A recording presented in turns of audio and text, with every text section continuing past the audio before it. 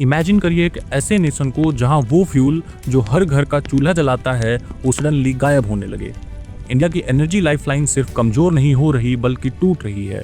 जो global supply chain में एक छोटा सा लॉजिस्टिकल ट्रेमर था वो अब एक फुल स्केल डोमेस्टिक क्राइसिस बन चुका है। बेंगलुरु के हाईटेक कॉरिडोर से लेकर कोयम्बटूर और हैदराबाद के इंडस्ट्रियल हब्स तक इसका असर हर जगह दिख रहा है। गैस एजेंसीज के बाहर लंबी लंबी लाइंस, हाउस होल्ड्स में लोग अब गैस राशन कर रहे हैं और रेस्टोरेंट ओनर्स आपस में मेन्यू छोटे कर रहे हैं ताकि किसी तरह किचन चालू रहे। इंडिया में एलपीजी सिर्फ एक कमोडिटी नहीं है, ये हमारे किचन की हार्ट बीट है। इस सडन सप्लाई गैप ने एक रूटीन रिफिल को एक डेस्परेट स्क्रैम्बल यानी कि एक कड़ी मेहनत में बदल दिया है। पर ये इतना डिसरप्टिव क्यों है? क्योंकि इंडिया पूरी तरह एक फ्यूल डिपेंडेंट इकोनॉमी बन चुका है। हमने फायरवुड से क्लीन एनर्जी की तरफ स्विच तो कर लिया, लेकिन हमारे पास थर्मल एनर्जी का कोई इमीडिएट अल्टरनेटिव यानी प्लान भी नहीं है। जब गैस खत्म होती है तो शटर्स गिर जाते हैं। ये क्राइसिस दिखाती है कि हमारा सर्विस सेक्टर एक just in time delivery model पर कितना डिपेंडेंट है। इस क्राइसिस की गहराई को समझने के लिए हमें इंडिया के एलपीजी लैंडस्केप के नंबर्स को देखना होगा। इंडिया हर साल लगभग 31.3 मिलियन टन एलपीजी कंज्यूम करता है।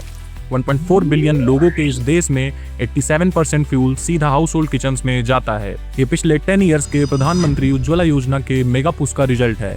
हमने किचन्स को मॉडर्नाइज तो किया, लेकिन इसने एक ऐसी इनइलास्टिक डिमांड क्रिएट कर दी है जिसे हम कम नहीं कर सकते। प्रॉब्लम यह है कि जहां डोमेस्टिक एक्सेस डबल हो गया, वहां हमारी अपनी प्रोडक्शन उस रफ्तार से नहीं बढ़ी। आज इंडिया अपनी 60% एलपीजी रिक्वायरमेंट्स के लिए इंपोर्ट्स पर डिपेंडेंट है। क्लीन एनर्जी की तरफ बढ़ते बढ़ते हमने अपने घरों की सर्वाइवल को एक ऐसी ग्लोबल सप्लाई चेन से बांध दिया है जो फिलहाल अंडर फायर है। तो ये ब्लॉकेज हो कहाँ रहा है? ये क्राइसिस न्यू दिल्ली में नहीं बल्कि वेस्ट एशिया की फायर में पैदा हुई है। यूएस, इजराइल और ईरान के बीच बढ़ते टेंशन्स की वजह से स्ट्रेट ऑफ हॉर्मुज, जो दुनिया की सबसे इंपॉर्टेंट एनर्जी आर्टरी है, वो शिपिंग स्केड्यूल्स के लिए एक ग्रेवयार्ड बन चुकी है। इंडिया के लिए ये एक टैंकर पैरालिसिस है। इस वक्त कम से कम 22 Indian flag tankers Persian gulf में फंसे हुए हैं। ये टैंकर्स उस मैरीटाइम स्टैंड ऑफ का शिकार हैं जो खत्म होने का नाम ही नहीं ले रहा। ये एक classic single point of failure scenario है। इंडिया का 85% से 90% एलपीजी इंपोर्ट इसी नैरो रास्ते से गुजरता है। जब स्ट्रेट ऑफ हॉर्मुज चोक होता है तो इंडिया के किचन्स भूखे मरते हैं।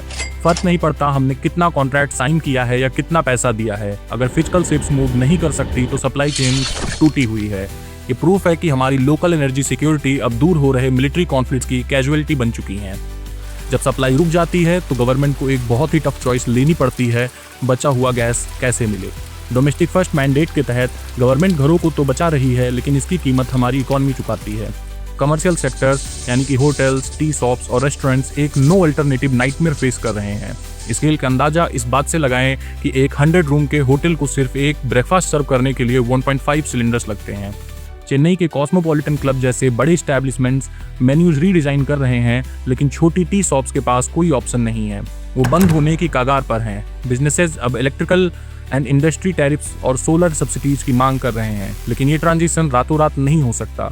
इंडक्शन स्टोव्स का लीड टाइम ही 15 से 20 दिन का होता है। अगर तुरंत एक्शन नहीं लिया गया तो हमारी इनफॉर्मल फूड इकोनॉमी पूरी तरह कोलैप्स हो सकती है। सिचुएशन को बिगड़ने से रोकने के लिए स्टेट ने अब वॉर टाइम फुटिंग पर काम शुरू कर दिया है। गवर्नमेंट ने एसेंशियल कमोडिटीज एक्ट इन्वोक कर दिया है, जो उन्हें मार्केट में रेडिकल इंटरवेंशन की पावर देता है। अब रिफाइनरीज को ऑर्डर दिया गया है कि वो प्रोपेन और ब्यूटेन स्ट्रीम्स को, जो प्लास्टिक और पेट्रोकेमिकल इंडस्ट्रीज के लिए होते हैं, सीधा एलपीजी प्रोडक्शन में डाइवर्ट करें। इंडस्ट्री को सैक्रिफाइस किया जा रहा है ताकि घरों के चूल्हे जलते रहें। इसके साथ ही रिफिल रैशनलाइजेशन लागू कर दी गई है, यानी बुकिंग साइकिल को 21 दिन से बढ़ाकर 25 दिन कर दिया गया है ताकि होर्डिंग और पैनिक बाइंग को रोका जा सके। ये मेजर्स शायद टेम्परेरी शील्ड तो दे दें, लेकिन ये रॉबिंग पीटर टू पे पॉल जैसा प्रिंसिपल है, एक सेक्टर को लूट कर दूसरे को देना। पेट्रोकेमिकल इंडस्ट्री प्रेशर में है और डिस्ट्रीब्यूशन नेटवर्क अपने ब्रेकिंग पॉइंट पर। इसका कंक्लूजन, क्राइसिस का असर अब आपके मंथली बिल्स पर दिखने लगा है। डोमेस्टिक सिलेंडर के दाम ₹60 बढ़ गए हैं और कमर्शियल यूजर्स के लिए ये हाइक ₹114 से भी ज़्यादा है।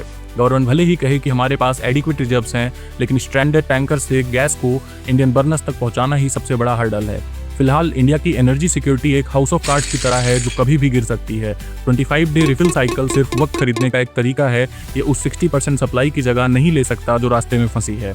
आगे का रास्ता पूरी तरह पर्शियन गल्फ की स्टेबिलिटी पर डिपेंड करता है।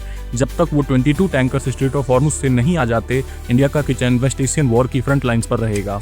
ये हमें याद दिलाता है कि इस ग्लोबलाइज्ड वर्ल्ड में हमारी लोकल स्टेबिलिटी उतनी ही मजबूत है जितना हमारी सप्लाई चेन का सबसे कमजोर लिंक। वेरियस टॉपिक्स पर इसी तरह के एनालिसिस के लिए सब्सक्राइब करें इस चैनल को। अगर एनालिसिस पसंद आई है तो लाइक करें। Thanks for watching, see you in the next one.